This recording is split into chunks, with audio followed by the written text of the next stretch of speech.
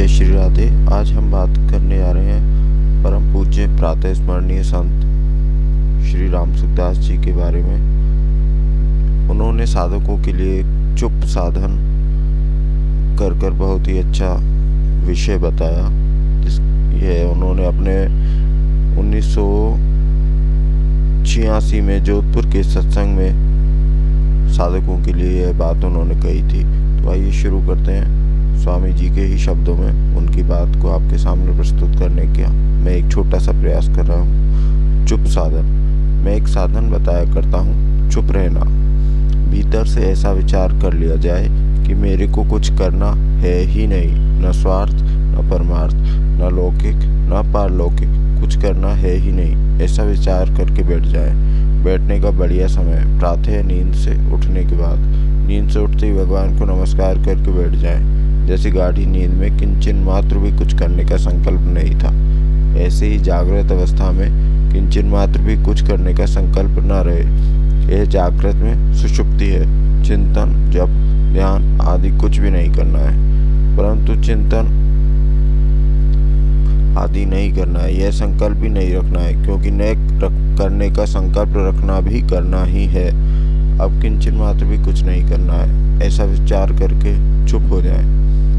अब यदि मन ना माने तो सब जगह एक परमात्मा परिपूर्ण है, ऐसा मानकर चुप हो जाए। सगुण की उपासना करते हो तो मैं प्रभु के चरणों में पड़ा हूँ, ऐसा मानकर चुप हो जाए। परंतु यह 2 नंबर की बात है। 1 नंबर की बात यह है कि कुछ करना है ही नहीं। इस प्रकार चुप होने पर भीतर में कोई संकल्प विकल्प हो, कोई बात यदि याद आए तो उसकी उपेक्षा करें, विरोध न करें, उसमें न राजी हो न नाराज हो। शास्त्र विहित अच्छे संकल्प आए तो उसमें राजी न हो, और शास्त्र निषिद्ध बुरे संकल्प आए तो उसमें नाराज न हो। आप जो है कहते हैं कि मन बड़ा खराब है, वास्तव में मन अच्छा और खराब होता ही नहीं। अच्छा और खराब स्वयं ही होता है। स्वयं अच्छा होता है तो संकल्प अच्छे होते हैं, स्वयं खराब होता है तो संकल्प खराब होते हैं। अच्छा और खराब ये दोनों ही प्रकृति के संबंध से होते हैं। प्रकृति के संबंध के बिना न कुछ अच्छा है और ना ही कुछ बुरा है। जैसे सुख और दुख 2 चीजें हैं, पर आनंद में 2 चीजें नहीं है, अर्थात आनंद में न सुख है न दुख है। ऐसे ही प्रकृति के संबंध में अच्छा और बुरा रहता है। अगर प्रकृति के संबंध से रहता तुम्हें न कुछ अच्छा होता है न बुरा। इसलिए अच्छे और बुरे का भेद करके राजी और नाराज ना हो। संकल्प आए अथवा जाए, उसमें पहले से ही यह विचार कर लें कि वास्तव में संकल्प आता ही नहीं, यह तो जाता है। भूतकाल में हमने जो काम किए उनकी याद आती है, अथवा भविष्य में कुछ करने का विचार पकड़ रखा है उसकी याद आती है, वहां जाना है, वह काम करना है आदि। आगे स्वामी जी महाराज कहते हैं, इस तरह भूत और भविष्य की बात याद आती है जो अभी है ही नहीं। भूत और भविष्य की बात हम याद करते ही नहीं, प्रत्युत उसकी याद आती है। वास्तव में उसकी याद आ नहीं रही है, प्रत्युत जा रही है। मन में जो बातें जमी है वे निकल रही हैं। अतः आप उनसे संबंध मत जोड़ो, तटस्थ हो जाओ। संबंध नहीं जोड़ने से आपको उसका दोष नहीं लगेगा। संसार में बहुत से पुण्य कर्म होते हैं, पर क्या हमें उनसे पुण्य होता है? ऐसे ही संसार में बहुत से पाप कर्म होते हैं, पर क्या हमें उनका पाप लगता है? नहीं लगता। क्यों नहीं लगता? कि हमारा उनसे संबंध नहीं है, उनके साथ हमारा सहयोग नहीं है। जैसे संसार में पाप पुण्य हो रहे हैं, ऐसे ही मन में संकल्प विकल्प हो रहे हैं। हम उनको कर नहीं रहे हैं, करना चाहते भी नहीं, करने का संकल्प भी नहीं है। हमें तो कभी भी कुछ नहीं करना है। हम उनके साथ चिपक जाते हैं तो उनकी पुण्य और पाप की, अच्छे और बुरे की संज्ञा हो जाती है, जिससे उनका फल पैदा हो जाता है और वह फल हमें भोगना पड़ता है। इसलिए उनके साथ मिले नहीं, न अनुमोदन करें न विरोध करें। संकल्प विकल्प उठते हैं तो उठते रहें। यह करना है और यह नहीं करना है, हम दोनों को उठा दें। नैव तस्य कृतेनार्थो न कृतेनेह कश्चन। गीता 3.17। करने और न करने दोनों का ही आग्रह न रखें। करने का आग्रह रखना भी संकल्प है और ना करने का आग्रह रखना भी संकल्प है। करना भी कर्म है और ना करना भी कर्म है। अतः करने और ना करने दोनों से कोई मतलब न रखकर चुप हो जाए। प्रकृति का संबंध छूट जाता है, क्योंकि क्रिया रूप से प्रकृति ही है। वह क्रिया चाहे बाहर की हो चाहे मन की, सब प्रकृति की ही है। इस प्रकार बाहर भीतर से चुप हो जाए, उसको तत्व ज्ञान कहते हैं, जीवन मुक्ति कहते हैं, सहज समाधि कहते हैं। वह हो जाएगी।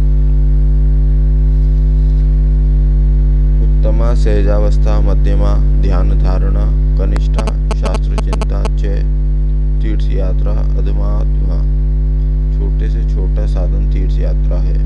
उससे ऊंचा शास्त्र चिंतन है। शास्त्र चिंतन से ऊंची ध्यान धारणा है और ऊंची से ऊंची सहजावस्था सहज समाधि है। उस सहजावस्था में आप पहुंच जाएंगे। इसका बड़ा भारी महात्म्य है। नहीं करने का जो महात्म्य वह करने का है ही नहीं, कभी हुआ ही नहीं, कभी होगा भी नहीं। नहीं करने में जो सामर्थ्य है वह करने में है ही नहीं, कारण कि करने का आरंभ और अंत होता है। जिसका आरंभ और अंत होता है वह नित्य नहीं होता है, परंतु न करने का आरंभ और अंत नहीं होता है, अतः वह नित्य है। वास्तव में चुप होना नहीं है, चुप तो स्वाभाविक है। जिनके वेदांत के संस्कार हैं वे समझ जाएंगे कि आत्मा न करता है न भोगता, अतः सहजावस्था स्वाभाविक है। करना तो अनित्य है, पर न करना नित्य है। दौड़ सके तो दौड़ ले, जब लगी तेरी दौड़, दौड़ थक्या धोखा मिटा, वस्तु ठोड़ की ठोड़। सहजावस्था न जागृत है, न स्वप्न है और न सुषुप्ति है। सुषुप्ति और सहजावस्था में फर्क यही है कि सुषुप्ति में तो बेहोशी रहती है, पर सहजावस्था में बेहोशी नहीं रहती, प्रत्युत होश रहता है, जागृति रहती है, ज्ञान की एक दीप्ति रहती है। चुप होते समय अगर नींद आ जाए तो जब कीर्तन करना शुरू कर दो, खड़े हो जाओ, परंतु जब तक नींद न आए तब तक कुछ नहीं करना है।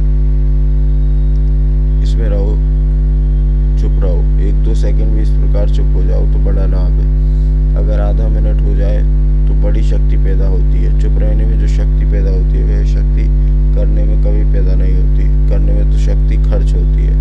आप काम करते करते थक जाते हैं और फिर सो जाते हैं। गहरी नींद में सब थकावट दूर हो जाती है और मन में, इंद्रियों में, शरीर में ताजगी आ जाती है। ऐसे ही प्रलय में चुप हो जाते हैं तो सर्ग की सामर्थ्य आ जाती है। महाप्रलय में चुप हो जाते हैं तो महासर्ग की सामर्थ्य आ जाती है। इस प्रकार जितनी भी सामर्थ्य है वह सबकी सब न करने से आती है। न करना ही परमात्मा का स्वरूप है, जिससे सब सामर्थ्य आती है। कुछ दिन विचार किए बिना चुप होने की अटकल आती नहीं। आप कुछ दिन विचार करोगे तब समझ में आएगी। अभी समझ में न आने पर भी ऐसी सहजावस्था होती है, यह मान लें। इस सहजावस्था का वर्णन संतों की वाणी में भी बहुत कम आता है। शीतल में श्री हरिराम दास जी महाराज हुए, उनकी वाणी में आता है, सहजा मार्ग सहज का, सहज किया विश्राम, हरिया जीव रे शिव का, एक नाम अरुठाम। सहज तन मन सहज पूजा, सहज सादेव नहीं और दूजा। उन्होंने अपना परिचय भी इस प्रकार दिया है। हरिया जयमल दास गुरु, राम निरंजन देव, काया देवल देह रो, सहज हमारो सेव। अर्थात श्री जयमल दास जी महाराज हमारे गुरु हैं, जो प्रकृति से अत्यंत अतीत है। वे हमारा देव है, यह शरीर हमारा देवल है और सहज कुछ नहीं करना ही हमारी सेवा है। कबीरदास जी की वाणी में आता है, साधो सहज समाधि बलि। अन्य संतों की वाणी में सहजावस्था का बहुत कम वर्णन आता है, हल्की झलक सी ही आती है। ऐसी सहजावस्था की प्राप्ति का उपाय है बाहर और भीतर से चुप हो जाना, अर्थात कुछ नहीं करना। कुछ नहीं करने से सब कुछ हो जाता है। सब साधनों का अंतिम साधन है कुछ नहीं करना। कुछ नहीं करने में सब साधन भर्ती हो जाते हैं। इसको सहज समाधि कहते हैं। इसको संतों ने मूक सत्संग भी कहा है। श्रोता आगे स्वामी जी से प्रश्न करते हैं, तो क्या अपने मन का निरीक्षण भी नहीं करना है? स्वामी जी प्रत्युत्तर में कहते हैं, नहीं, बिल्कुल नहीं करना है। मन का निरीक्षण तभी करेंगे जब मन के साथ अपना संबंध मानेंगे, जबकि मन के साथ हमारा संबंध है ही नहीं, अतः मन की तरफ देखना भी नहीं है। मन का निरीक्षण न करना भी कोई मामूली चीज़ नहीं है, बहुत ऊंची चीज़ है। जैसे अरबों रुपयों का एक पैसा भी अंश है, ऐसे ही जिसको परमात्मा प्राप्ति, जीवन मुक्ति, सहज समाधि कहते हैं, उसका है ये अंश। आगे श्रोता स्वामी जी से प्रश्न करते हैं, किसी भी साधन में यह चुप साधन कर सकते हैं? स्वामी जी, हाँ, किसी भी साधन में कर सकते हैं, और हिंदू, मुस्लिम, ईसाई, यहूदी, पारसी आदि कोई भी कर सकता है। मैंने दो बातें पहले कही थी, एक तो ज्ञान मार्ग की बात बताई कि परमात्मा सब जगह परिपूर्ण है, वे ही विद्यमान है, ऐसी धारणा कर लें। दूसरी भक्ति मार्ग की बताई कि भक्तों की भगवान के चरणों में पड़ जाएं। ये दो खास मार्ग हैं। भक्ति ही ज्ञान ही नहीं कछु भेदा, उभया रही भव संभव खेदा। हमें कुछ करना है ही नहीं, न पहले करना था, न अभी करना है, न बाद में करना है। भगवान का चिंतन भी नहीं करना है, भगवान के चरणों में गिर जाना है, पर चरणों का चिंतन भी नहीं करना है। न संसार का चिंतन करना है, न भगवान का। अपने आप चिंतन हो जाए तो ऐसा मानो कि चिंतन मिट रहा है, आ नहीं रहा है। यह अंतिम साधन है। तो यह स्वामी श्री राम सुखदास जी की चुप साधन की चर्चा थी, जिसे आज हमने आपके साथ इस वीडियो के माध्यम से शेयर किया। जय श्री राधे, जय श्री कृष्ण।